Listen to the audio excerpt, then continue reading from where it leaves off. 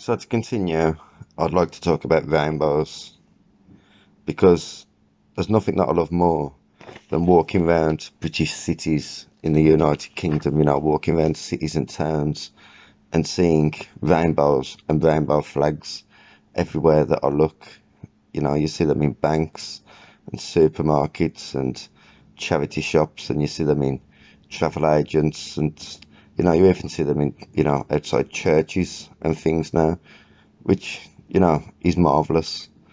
And, they're on television as well, and they're in video games. I mean, and even in sports, football captains actually wear rainbow armbands now to show their solidarity with the LGBTQ movement, which, is great, it's brilliant.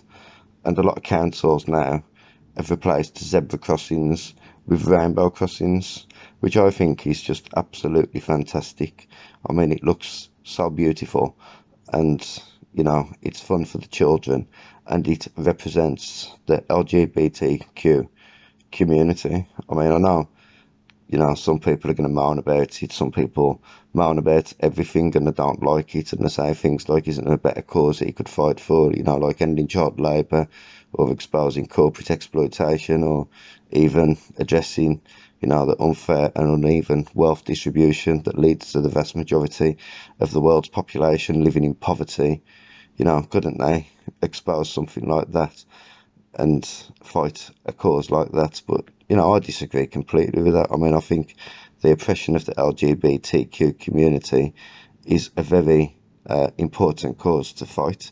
We have to stop it, and we have to give them equal rights to the rest of us. And when I say equal rights, I actually mean, more rights than the rest of us. But I walk around the cities, like I say, and I look at these flags everywhere. Everywhere that you look, there's a rainbow flag, and you know, I think it's really marvellous. Like I say, and I know you've got again these right-winged extremists, homophobic, transphobic fascists, and they say things like, gay people are actually overrepresented in media and in the entertainment industry. They state facts and things like, but at the end of the day, we don't care about facts, so you might as well just keep them to yourself. And then you've got some conspiracy theorists on the internet that draw comparisons to the rainbow flags being similar to the Nazi flags that was everywhere all over Nazi Germany during World War One and just before World War Two and just before World War Two.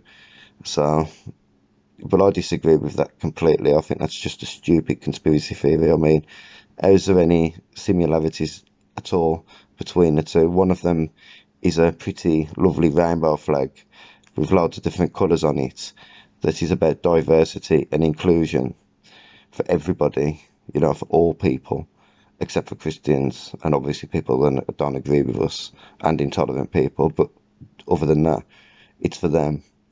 It's for the rest of us, at least. When a swastika was never about that.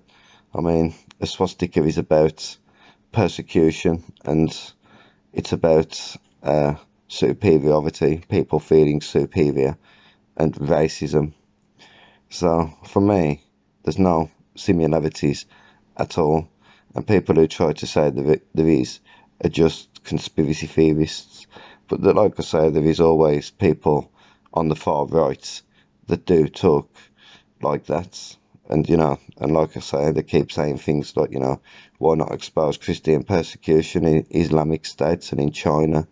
Or, expose corporate child slavery used by the exact same companies that are promoting these sick and twisted ideologies. But I don't agree with any of that. I don't know what they're even talking about. But I'd like to see, like I say, I know some people think that it's too much with the flags, but I disagree. I think we should have more. I think it's a shame that we can't paint a whole city the colours of a rainbow. That would be truly marvellous.